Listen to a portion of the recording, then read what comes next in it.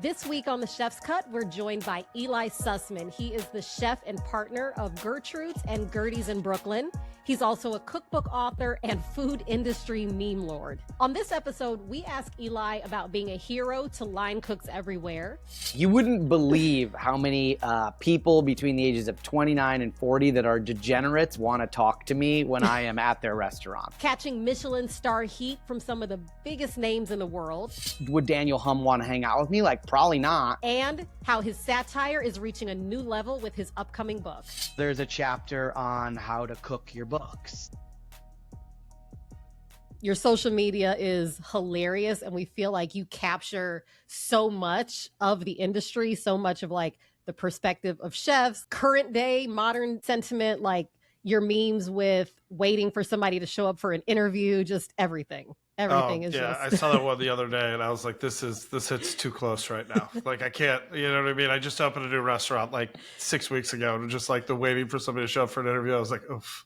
I know, it's brutal. Thank you. The truth cuts too deep. I appreciate that. And it's fun that they're universal and that seems that everyone can identify with them.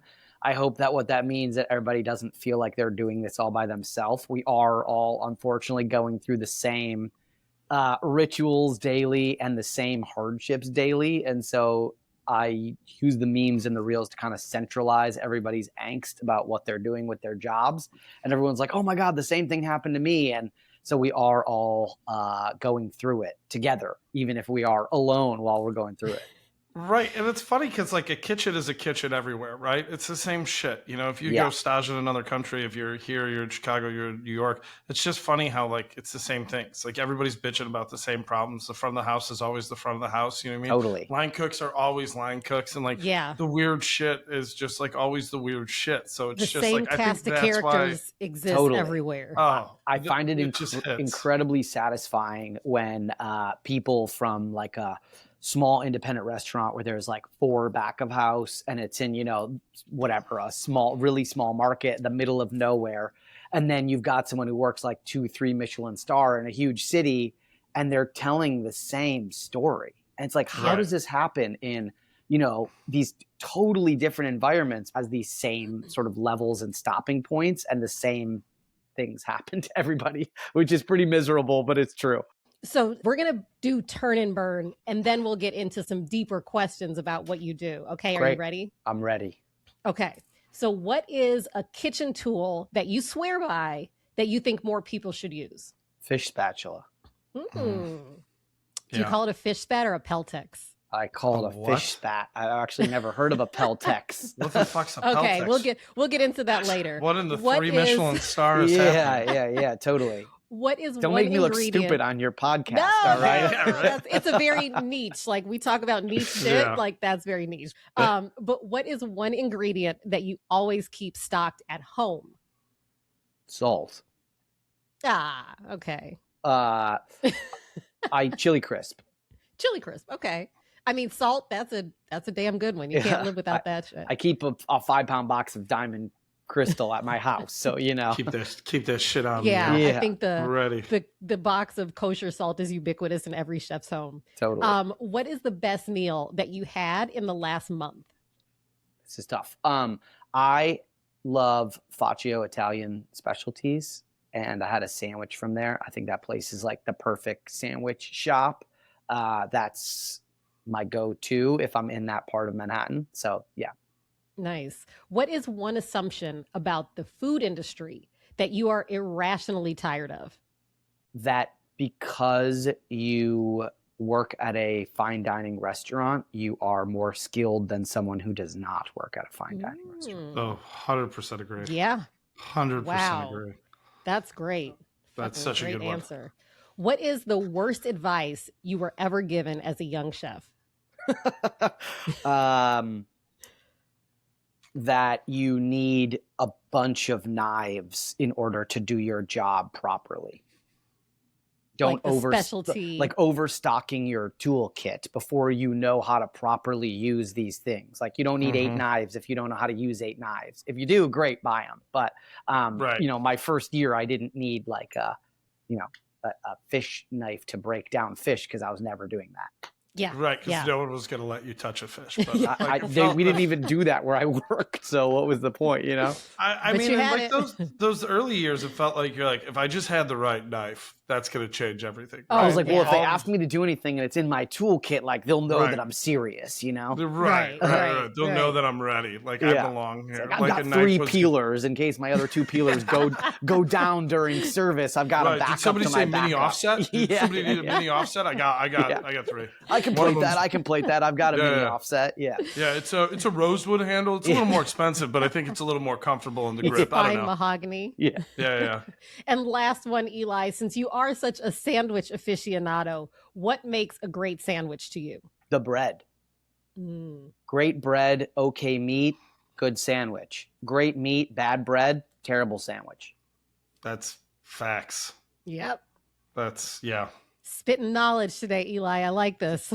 I could talk about sandwiches for an hour, but you know. Okay, so I'm going to introduce a new segment, Joe. I know you love when I do this. This one is going to be called In the Weeds. Okay, so Eli, we're going to get in the weeds a little bit because there is a lot that you do and there's a lot that we want to ask you about and hear your perspective on. So let's start with this one that I'm always curious about. If you're at an event as a guest, you're not hosting, you're not on the red carpet there, you're talking to someone who doesn't know what you do. When they ask you what you do, what do you tell them? I say that I'm the executive chef and partner at a restaurant in Prospect Heights, Brooklyn, because that feels like something that they can wrap their head around. I usually don't jump into the social media stuff. Okay. Right. You're like, I'm the king. I'm the king of the line cooks. I'm the king of the memes for all line cooks everywhere. Yeah. Everything the light touches, that is my kingdom. Yeah. I'm like, you wouldn't believe how many people between the ages of 29 and 40 that are degenerates want to talk to me when I am at their restaurant. That's what happens. Yeah. We're all dirtbag line cooks. Yeah. Right. I feel like it's like you've wildly become like one of the most well-known chefs, like among line cooks. Like through, you know what I mean, like what you've built, which is just awesome and like hilarious, you know what I mean? Because it's like the number one thing I see like my cooks like share, you know what I mean? Like they post your videos all the time and it's like hilarious. That's awesome. You know, I mean, that makes me feel good. That's who I'm doing it for. I'm doing it for people in the industry who are having a crappy day and want a little bit of levity before service. And it makes me feel good when people say like, oh, you know, at lineup or like during staff meal, somebody watched your video and we all thought it was funny. And the same thing happened during service, you know, last week. I think that means that I'm doing my job properly, you know, and I do consider it a job. Honestly, I do feel like a certain amount of responsibility and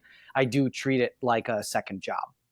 It is. Yeah, you really do a great job of nailing it. It seems like there's a lot of thought that goes into them. It's not just, you know, they're well done, they're well thought out, they're well articulated. It's like you hit the nail on the head so well. Thank you. I want to know, like, be honest, did the memes start as a creative outlet or like as a coping mechanism because you were going through these things? Yeah, those are the same, one and the same, honestly. Like the creative outlet was a COVID-based coping mechanism, which was I was standing in my apartment and I was about to join a Zoom call that was like 50 restaurant owners that were talking to some lawyers. And it was, you know, whatever, April probably. And I was like, am I going to ever open up my restaurant again? Am I going to be a chef again? Like, what's my next job going to be? And I got on this Zoom call and I was at the bottom of the totem pole on this call. I'm telling you, people with like 20, 30 restaurants on the call. And nobody knew what the hell they were doing and no one understood what was going to happen next. And everyone was basically just flying blind and everyone was totally scared. And I thought, wow, if these people that have decades more experience than me have no idea what they're doing, I'm really screwed. I'm really in it deep. And I had this like deep, overwhelming sense of fear about winding down my business and all these things that I had never done before, finding a new job for the first time in a decade. And I had made a meme and I put it online because I was frustrated and I was scared and I didn't know what else to do. And then the feedback seemed to be that other people were feeling the exact same thing. And with any kind of like dopamine hit, you're like, oh, somebody liked this. That's nice. And so you keep making more. And then I just kind of thought, oh, I'm going to hone my own voice and also try to capture the voices of other people that were going through similar things with their own businesses and at their own jobs during COVID. And that's really what happened. I was just, trying to articulate what everyone was feeling during the shutdown. And then once we reopened, there was just even more material. Like there was just always new material because I was just going with the waves of what was happening in the industry and basically trying to ride that wave to stay topical. Yeah. And I mean, that's the thing of our business, right? Like every day something happens. Right. Like there's never a day I get home from work and my wife's like, what happened today? And I'm like, oh, nothing. Everything just went totally to plan. Like we just showed up. Everybody showed up. We cooked lunch, then we cooked dinner, and then, we all said goodnight and went home. It was smooth. I actually like to say that at my restaurant, a perfect day is a B+, because like we don't actually really do A+ days, and I'll take B+ days because even on a perfect day, a customer didn't enjoy something, a staff member has an emotional problem, there was an issue with equipment. It's like you never really bat 100. You never bat 1,000 at a restaurant. And bat 100 sometimes. Yeah, you bat. I would actually take 225 every single day. Yeah. But yeah, it's a constant rolling a boulder uphill experience, and that's just what it is, day in, day out. Yeah, and I thought, I was really surprised when I kind of came across you and I saw I was like, oh, this dude's like actually like a chef running a restaurant. Because whenever I see somebody like doing a lot of social media, I obviously go to the first thing in my head. I'm like, well, they must be front of the house, right? You know what I mean? Because they got a lot of time, and you know what I mean? Like they're like trying to be a famous actor probably, and like this is what they're doing. Yeah. But it was so poignant and so like good. It was like, no, you like actually know what's going on. Like you have to. Like you wouldn't have this information. You know what I mean? You would have to like either weirdly be the weirdest student of the game, of like I am like the deepest like I'm so method that I decided to go to work in a restaurant. I opened up a restaurant. It wasn't successful just for the purpose of making the memes good. Like I'm very, very method. I've dug in here in a real serious way. You're on your Christian Bale shit. Yeah, exactly. Like, I lost 40 pounds for this role. You know what I mean? Like, I started drinking. I don't even drink, just ripping cigarettes. Yeah, the funniest DMs I get are, wow, your videos are funny. Like, how do you capture this without even being in the industry at all? And I'm like, no, how do you think that I would know this information? Like this, I feel like it's very insider baseball. Yeah. And so every once in a while, someone will be like, I work in a restaurant. It's so crazy that like, you're a comedian and you could come up with this stuff. Right. And I'm like, because nowadays a lot of the people are comedians doing a lot of these. There's 100 comedians doing cooking videos and doing podcast interviews and all these comedians interviewing chefs, but the chef voice comes through so differently with yours. You can tell that like you're living this in real time. Totally. I came at it from the opposite direction. And the truth is that I was always first into the restaurant. And so the space was empty. So I just started making videos because I would get there at 8 a.m. and I was like, this is great. None of my line cooks are going to make fun of me. They're not coming in for another like 3 hours.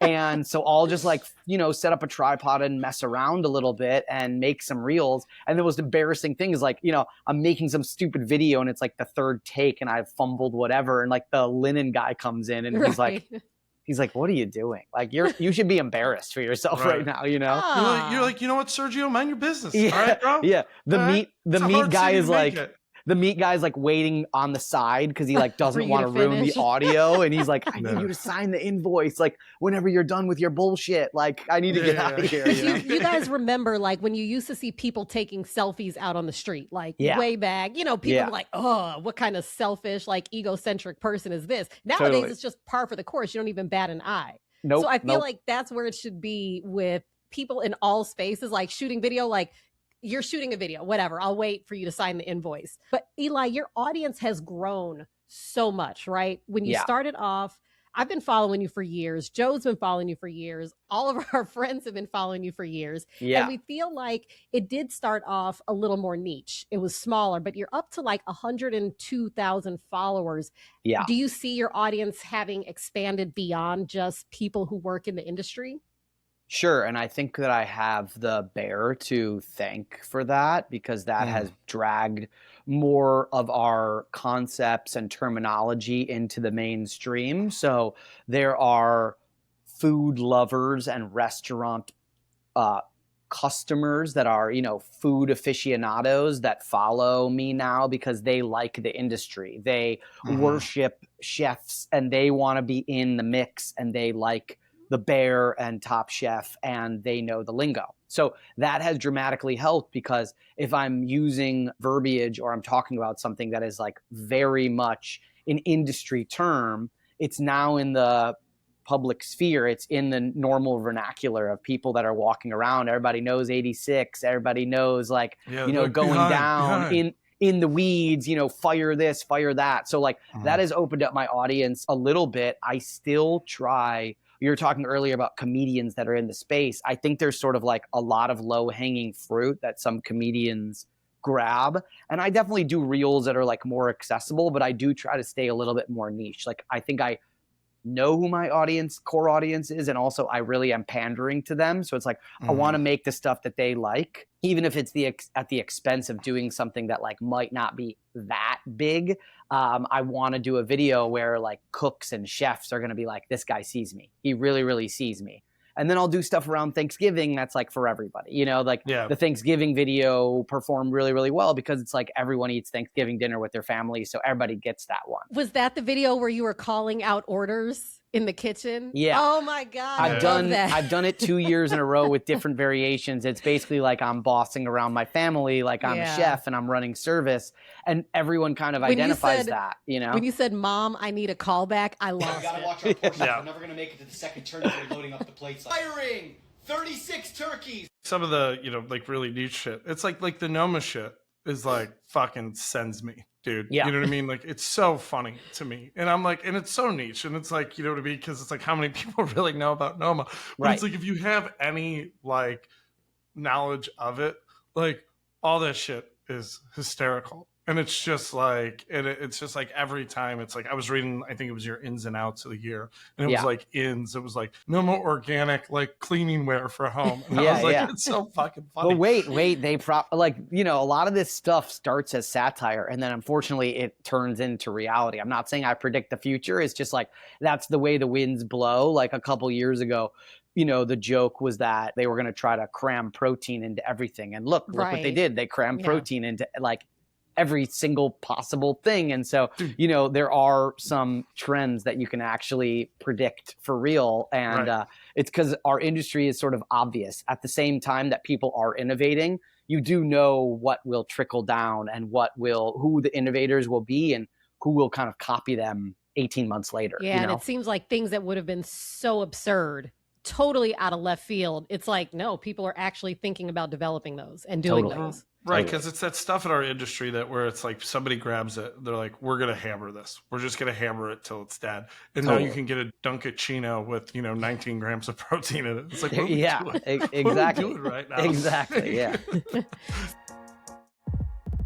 So Eli, you do go after people like, Thomas Keller, Renee Redzepi, everybody. I mean, everybody is like fair game. And I love that. It's very democratic. Is there ever something you've posted that you're like, oh shit, that might actually get me uninvited from some events? I'm not worried at all about not being invited to events or like somebody banning me from their restaurant. I will say that I feel like I only punch up. And sure, I have like an okay following, but I'm a guy who runs a pretty good restaurant, a neighborhood restaurant. I am not a Michelin guy and I don't have a restaurant group, nor do I have venture capital funding. So like me going after the Chipotles or the Ballood groups or the Dan Barbers of the world, like first off, I'm doing it in fun. I think if I saw those guys, I could have a good conversation with them because like I do know balls. So like I can talk about, it's not me. I can talk about restaurants and like I can probably bullshit around with anyone from any restaurant. Would Daniel Hum want to hang out with me? Like probably not. But I think, that, I think in the grand scheme of things, what they need to understand is like they are at that level. And so they are allowed to be scrutinized because they are like the top 10 people in our industry. So in a way, it's like, I'm on the bench and I'm making fun of Michael Jordan. It's like, I think Jordan can take it, like he gets paid the big bucks and he performs at a high level. So I hope that they don't take it too personally. I think some of them have actually taken it as like a compliment. And like Renee has definitely DM'd me. He thinks it's funny. Can't tell you what TK thinks about it. He might not have as good a sense of humor as Renee. But I think generally it's about punching up. And it's also like, if I want people to understand the joke, I have to use somebody that they know. And who do they know? They know like the main 5-7 guys that sort of have they've cornered the industry. And so that's actually something that I'm like subversively commenting on, which is that it's the same guys. It's been the same guys for 20 years. There hasn't been a lot of space made for, at least up until very recently, for some of this younger talent to percolate up and get the, you know, awards and get the sort of media attention that I think that they deserve. And I think to a certain extent, some of those guys have not used their platform to platform other people that are beneath them. And so I'm trying to kind of make light of that and make comment of that, that they slightly need to, you know, give some other people a shot at the spotlight. Yeah. Well, and I think it's also, it's like with some of those guys, it's like, it's so serious with them and everyone around them treats it so serious. You know what I mean? And it's all like holier than thou. And it's like, you can't even use their name. You have to call them chef. And like, why would you even think to use their government name to speak to them and not call them chef, even though you don't work for them? It's like, yo, that's not my fucking dad. I'm not calling him dad. I don't care. Like, you know? And so it's like, that's why I love it. And it's like, and I think it was the TK one. And it was like, you know, like people get like upset about it. It's like, bro, chill. Like, bro, chill. Like, it should be, everybody should be fair game. We should be able to laugh at each other. I wonder if it's more them or the people around them. I think it's people like protecting their brand, because what we have to remember is like, these are businesses now. These are people, but they are businesses in the same way that a Taylor Swift is definitely a person, but she is a business. And hundreds of people rely on the entity that is Dynex. And like, these are big companies. And so like I poke fun, but there are people that are like, this is my livelihood. But the thing is like, I'm not going to do any damage to their livelihood. I'm just sort of like, you know, needling the industry to a certain extent. It's not like me making fun of Alinea losing their star is the reason that Alinea lost their star. Like, I have nothing to do with that. And I'm not going to make it so that they lose an additional star. But I think people were really upset about that one. People slid into my DMs because they thought that I was like piling on in a way when something had already happened negatively. But the truth is like, there are just food media stories that I feel like I want to comment on because they are the story of the day. And I don't like do that about everything, but I thought that that was a substantial piece of food news. And so I took a swing at it, and people didn't necessarily love it that much. And I kind of see their perspective, but they also have to lighten up a little bit. Right. It's like, you got to lighten the fuck up. We're making future poop. Like, you know what I mean? Like, everybody's got to calm the fuck down. Yeah. I'm making like literal garbage on the internet, and you're making some turned carrots that I'm going to put in my body and never think about again. So, you know, we can all move on, you know? Right. But that's, you know, it's just funny. And it's like, yeah, I get it's a business, but it's like, nobody's canceling their reservation at French Laundry because like you made fun of Thomas Keller, like losing a golf club. Oh my God. No chance. No chance at all. You know, like, oh, what? He's like, the guy who runs French Laundry is super fucking serious. It's like, that's shocking. That's shocking to me. I would no longer like to spend $5,000 there. I don't think the French Laundry clientele, I don't think Napa clientele is really like waking up in the morning and be like, can't wait to see what Eli Sussman's meme is about, you know? I love the idea of that, you know, Nick Kokotis in his vineyard. He's like Napa, putting on his Rolex, and he's like, ha, hilarious meme about putting away the order. Sussman. I loved that one, you know? Yeah. So when did you realize, because this has grown so much, and I think that like it's opened up, you've already got a strong resume. You've been in the business for a long time. You've got several cookbooks that you wrote back in the day for William Sonoma with your brother. It's not like you just woke up and started cooking and started doing this. It has opened up a lot of new opportunities for you, and hopefully continues to. But when did you realize that the social media side of it could be more than just a side hustle and just a way to kind of vent what goes on in the industry? Yeah, I think when I pitched the idea of Talking in the Walk-In, and when James Beard asked me to host it live from the award show, that was a real solidifying moment for me that this was perhaps something more than me just messing around on the internet, and that it could be something that, you know, my knees, my back. I don't know how much longer I got in me. Like, there's a real world in which I'm privileged and lucky enough to have the ability to potentially cultivate something that exists outside of the four walls of the restaurant. And part of that is being in the right place at the right time. Part of it is hard work, but knowing that James Beard thought that what I did was either relevant enough to the community or funny enough that they said, we want you to be a red carpet correspondent. We want you to host Talking to the Walk-In from the award show, where people are going to come in right after they win.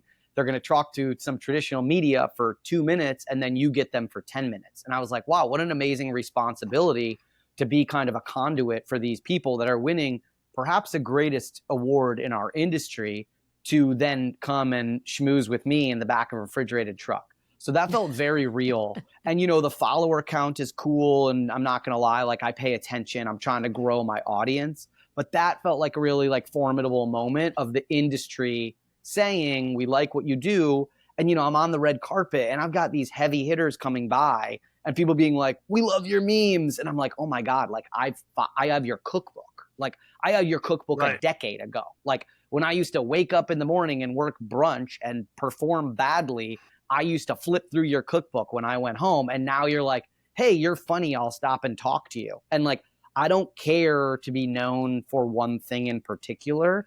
It is nice to have your peers acknowledge that they like what you do, whether it's culinary, whether it's media. It feels good to have people that you respect recognize that. So that felt like a really formidable moment for me. And, you know, the restaurant stuff, it happens simultaneously. So I do straddle this bizarre world where it's like, I am serious and I do have a normal job and I own a restaurant and I go through all the same problems as you. And then also I really mess around hard on the internet and I'm a shit talker and I stir things up, but I do both at the same time. And a lot of people have trouble wrapping their head around that. We want to talk a little bit about not the books that you did in the past, but you actually have another one coming out, right? I do, yeah. So I'm writing a new book, and it is a hospitality business book, satire that's going to make fun of and reference Danny Meyer's book and Will Guidara's book. And also I've been listening to a lot of self-help podcasters and a lot of financial bro podcasters, and I've been reading a lot of self-help books, and I'm going to weave all of that information together in hopefully a very hilarious way, and it's going to be a hospitality business primer book. But actually all of the advice is going to be quite bad. So there's a chapter on how to cook your books. There's a chapter on how to squeeze every last drop out of your employees, how to leverage AI and autonomous robotic function at your restaurant so that you never have to have human employees ever again. So I'm trying to take on all of these topics that a normal business book would take on. How to be a good leader, but basically the advice is, all counterintuitive to what a normal leadership book would recommend you do. It's really fun to write because I don't have to be correct at all about anything. I don't have to fact check anything. There's no like, oh gosh, I wonder if that quote is correct. I'm just like making up quotes from, Charles Schwab and from Larry Ellison and Steve Jobs. I'm just like, Steve Jobs said the most effective way to lead a workplace is to scream at your employees 24/7, So it's given me a great freedom to make jokes in sort of a longer essay format.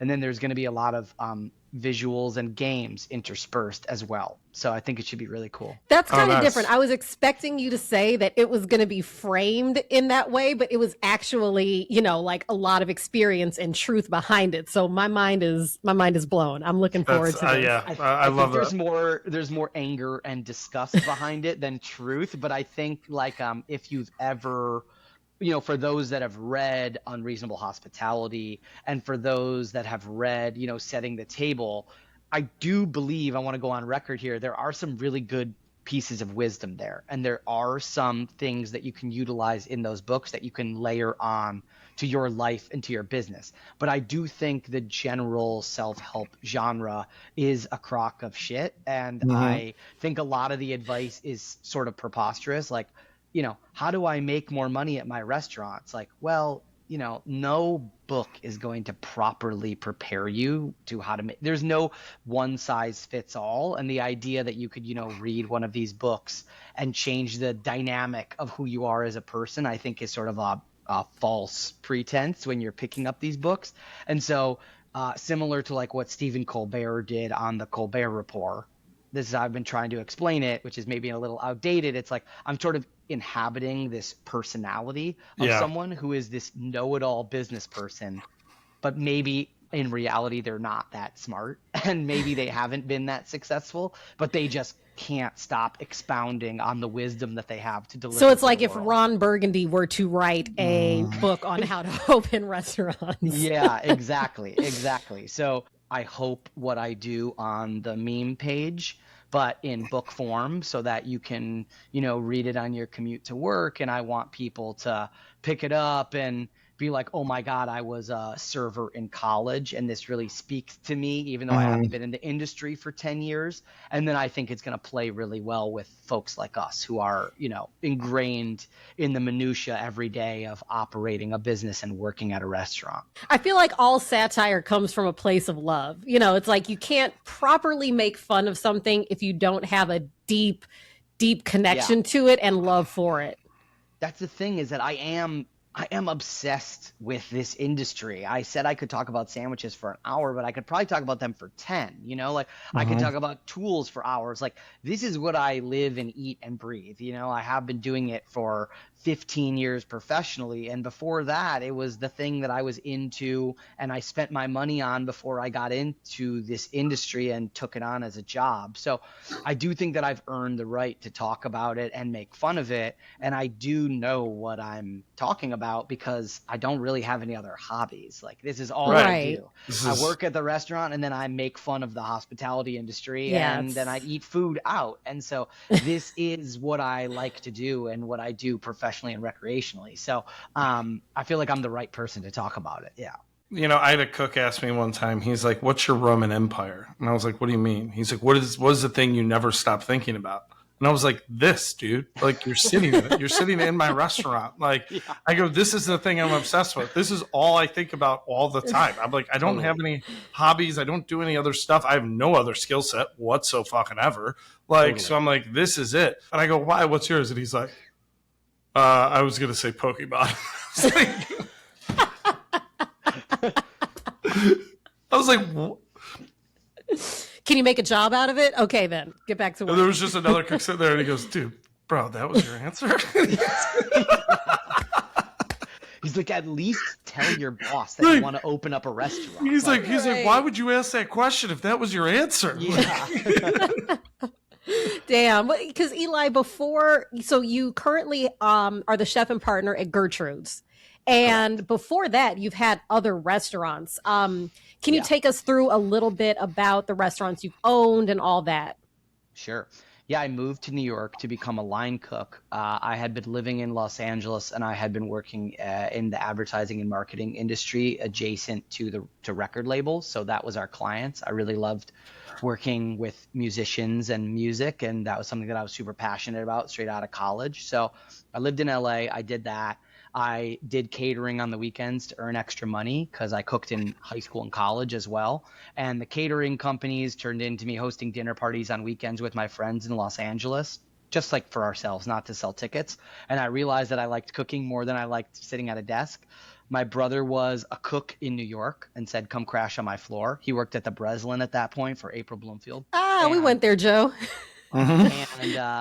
And I moved to New York. I got a trail. My brother set some up for me. I was unaware that you were supposed to attend to all the trails that someone sets up for you before accepting the job. Yes. So I accepted the job at my first trail while on the trail, and it was the right decision, but I think I sort of burned my brother a little bit because he had like gone out on a limb and been like, my brother doesn't know how to cook, and can he come mess around in your restaurant?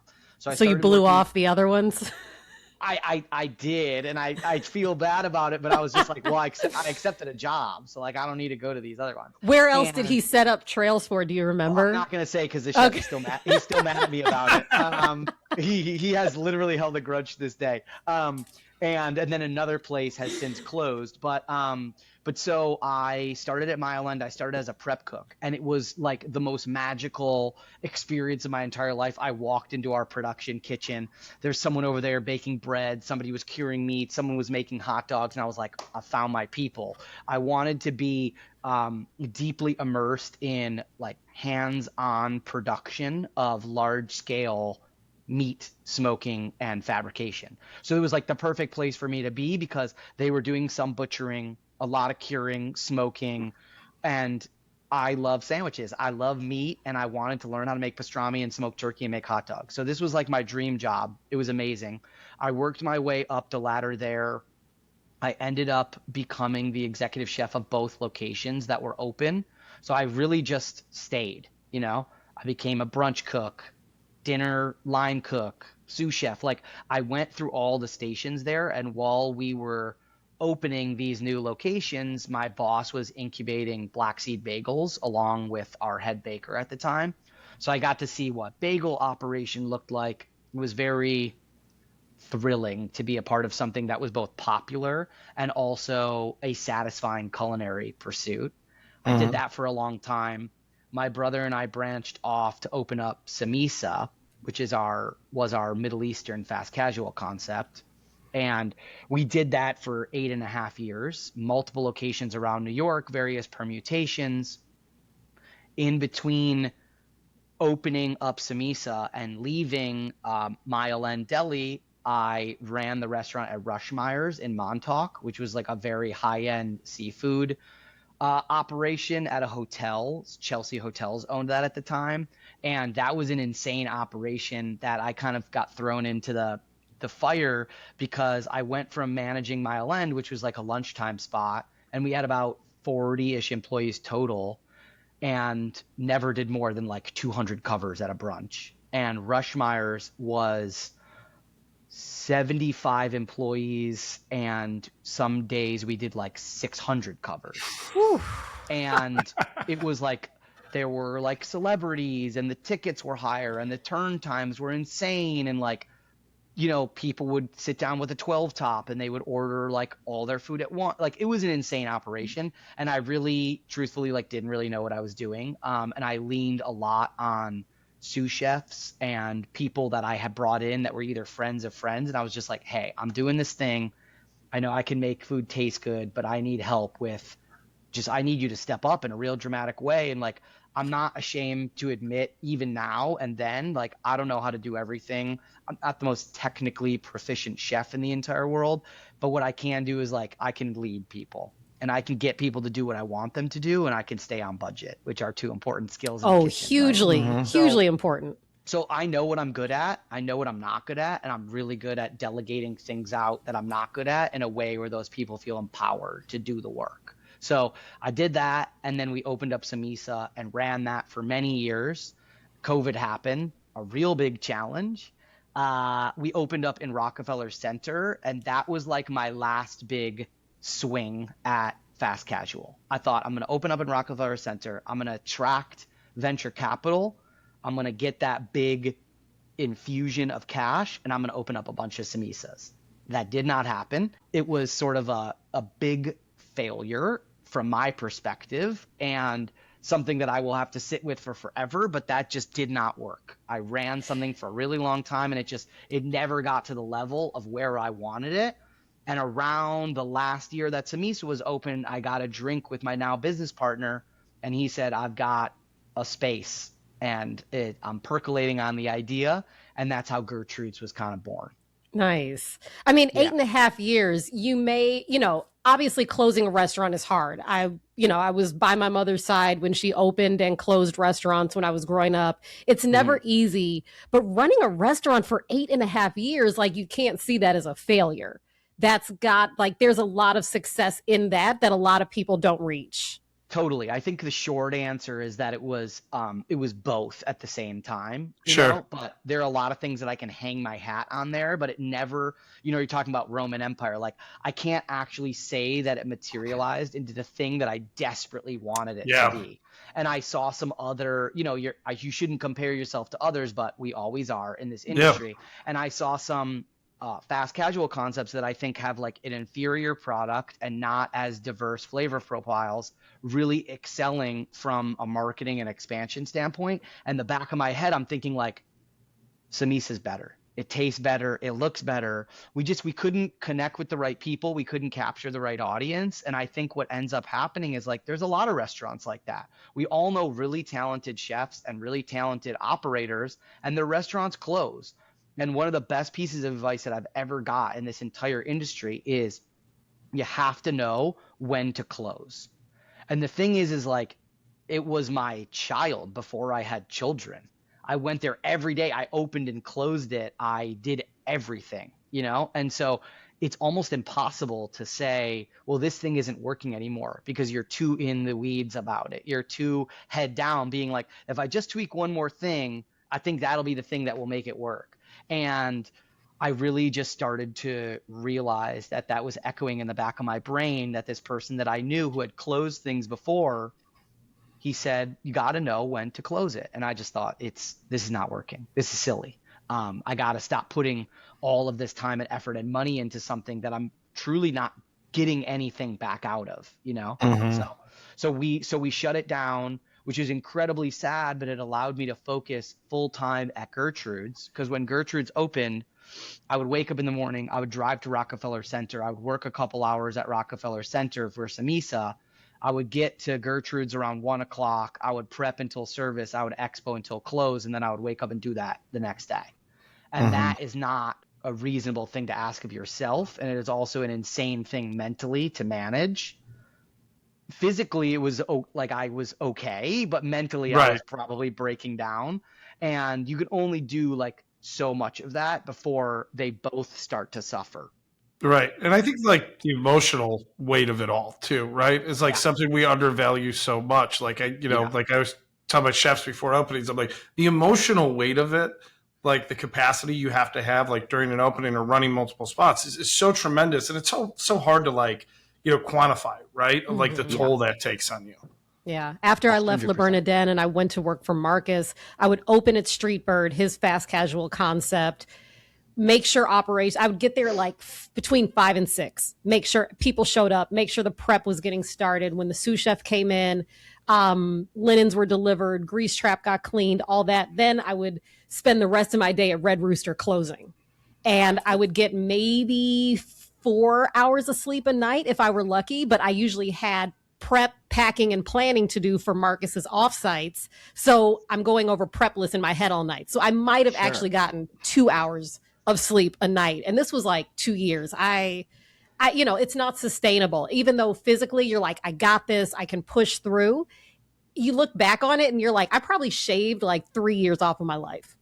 Yeah, and the thing is about our industry is you tell that story to a bunch of people, and a bunch of people are going to be like, wow, you are incredible. You're a heavy hitter. They're going to like give you a lot of positive reinforcement, and you are, and that's incredible that you did that. But I think it's also important to note that what we're talking about is completely psychotic. Yeah, absolutely. There is nothing about that is logical. And also there's no way that you or I or anyone who tells that same sort of story, like we probably weren't doing as good a job as we could have been doing if we would have just slept 7 hours a night and been laser focused on one thing. And it's like, a hedge fund guy sits at his desk for 9 hours a day and he makes $1 million a year. And you were working 16 hours, 17 hours a day. You were not making that type of money. You're putting everything you can into something, whether it's your concept or someone else's concept. And it's like the return on investment is poor for your body, for your mind, truly financially. Like all of these things suffer.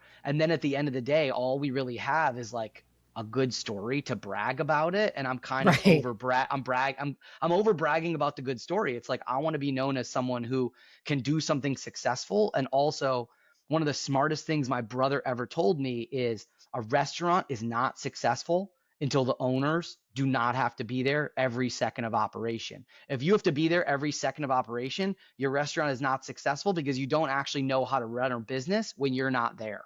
And I think about that all the time. It's like, I thought at first when he told me that, I was like, that just sounds like a lazy person. But actually it's just someone who's really wise and values their personal time in a way so that when they're at the business, you can be totally present for the business. You can't really do that when you work 17 hours a day. Right. But I feel like that's how we came up in this industry, was like, if you were a chef and you weren't there 7 days a week and 17 hours a day, like, you weren't serious. You know what I mean? You were some bullshit, you know, just name on the door, and you're not really committed, and you're, you know, like a lackadaisical owner and all that.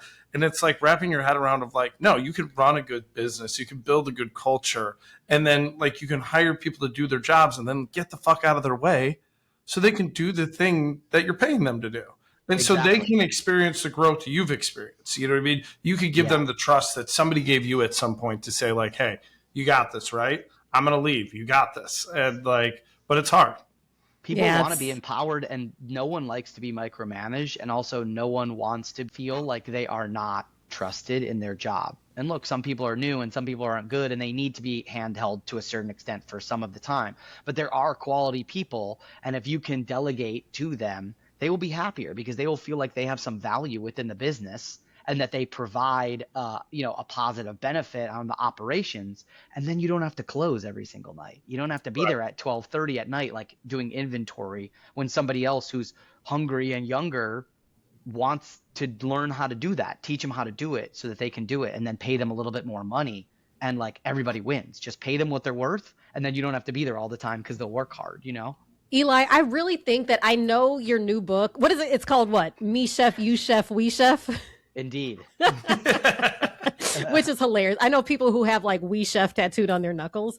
I think that like, yes, this is satire and it's totally not serious, but you have such a mature perspective on so much of this. I think maybe your next book should be a little bit more serious, because you have a lot of good info to share. Might bleed into the satire as well. You know? Well, Eli, we're going to skip talking in the walk-in because we are just going to go into the walk-in for a confession. Okay. We want to hear, this is our segment. So, you know, we all love walk-ins in our industry. You go there to cry, you go there to vent, to scream, whatever. We go to the walk-in to confess something that we have either not fessed up to before, we have not admitted a mistake that we made back in our younger days, but you know, we're here now, we learned from it and we moved on. So we want to take you to the walk-in so we can get your confession. Okay. Well, you know, when I was opening up these businesses, the Samesa and another operation that called 𝐻𝐵𝐵𝑉s, when we had this thing in the Rockaways, we had locations in Brooklyn and then locations down in the far Rockaways. And I was it was intoxicating to have multiple locations. And what I didn't really realize is that if you don't create systems and you're bopping around from location to location, it's real cool and it looks great to own a bunch of spots, but you're not really doing a good job at any of them. So what I didn't do was basically make any of them work properly. And that is something that really wore on me as I looked back. And I was like, all I really cared about was the fact that I had multiple locations. Instead of doing one thing well, I was just like, let's open stuff. And what I would basically do is we would run out of stuff all the time. And so I was like a chicken with my head cut off, and it made it so that I had to drive in my car and buy stuff. I had to go to Restaurant Depot because we never ordered properly, and we would run out of stuff in the middle of service. And I was running back and forth, and I kind of glamorized this like owner chef where I would like come in to save the day. But I wasn't really coming in to save the day. I was mostly just causing more problems for myself, and then being the only guy. I'd be like, I'm the only guy that could fix it, you know? Right. And so I kind of put myself on this pedestal as being this like amazing operator. And then I very clearly realize when I looked over at other people's operations and I never saw the owner there, and they always had their stuff stocked and they were selling more product than me and they never run out. I was like, wow, I really don't know what I'm doing here. And I bit more off than I can chew. And I think about that a lot, which is that people rush into opening things. They rush into leaving a position to chase a new position or open their own business, and they haven't really stopped to think about whether they're ready for it. And at a lot of junctures in my career, I've moved way too quickly. And the advice that I would give to people is actually slow it down, make a plan, formulate a plan, bounce it off some people who have more experience than you, and not let your ego do the driving, which is, for the beginning of my career, I really let my ego do a lot of the driving. And I think it ended up to the detriment of a lot of things that I did.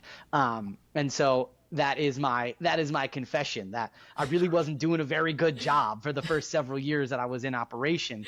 And I look back and I'm just like, what was I thinking, Oh, dude, there's so many of those moments where I think about it. You're just like, oh man, like what? Like you like cringe, it's like those things, that weird things you remember from like being, where you're just like, you're like showing up with a case of chicken, like, oh yeah, I got you guys, don't worry. It's like, well, you're the asshole who didn't order enough chicken. And you're like, right, no, I know, but I got the chicken now, so exactly. Like I solved the problem. I'm here to save the day, and they're like, we've been standing around for 2 hours because you don't know how to do your job. Right. You're like, and nobody's even thankful that I showed up. I drove all the way across town with this fucking chicken. You know what I mean? And you guys aren't pumped. Like, it's like, you're the reason we don't have chicken. It's like, right, but I'm also the reason you do have chicken. So like, hero complex. Maybe let's throw me some fucking flowers here, huh? Yeah, that's such a valid confession, because I think a lot of people can learn from that, because we've all been there, we've all done that, and hopefully we've all learned from that as well. At some point in our careers, we're like, hope so. Oh, I didn't even realize at the time how many mistakes I was making. Well, I think the amount of like chef friends too I've had who I've talked to, where it's like when they opened their first restaurant, and it was something where they weren't ready for it, or they, and they've told me over the years, like they just got so obsessed with the idea of like, I need to own my own place. And I wasn't ready, and I didn't do all the work ahead of it, but I couldn't get this obsession out of my head that it just had to be mine. So then I compromised on way too many things on the way in.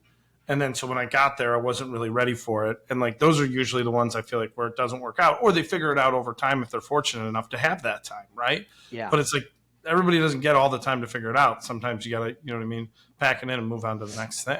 Totally. Opened a restaurant, should have gone to therapy, Opened a restaurant, should have just done one more year at another restaurant. Right. Well, the Sussman's IG account, that is therapy for a lot of us. So Eli, thank you so much for joining us today. For having me. This has been so great talking to you. Just a blast. Thank you for coming on. My line cooks are going to be super fucking geeked about this one. Oh man, fucking Sussman. They're going to be losing their shit. So I'm really thrilled that you asked me to come on. It's an honor, and I've been listening and watching, and it's really cool what you guys are doing with this program. And thanks for including me. I appreciate it. That's it for this episode of The Chef's Cut. Be sure to subscribe wherever you're listening, and especially if you're watching us on YouTube, where you can find full-length video of every episode of the show. And be sure to follow us at The Chef's Cut Pod on IG.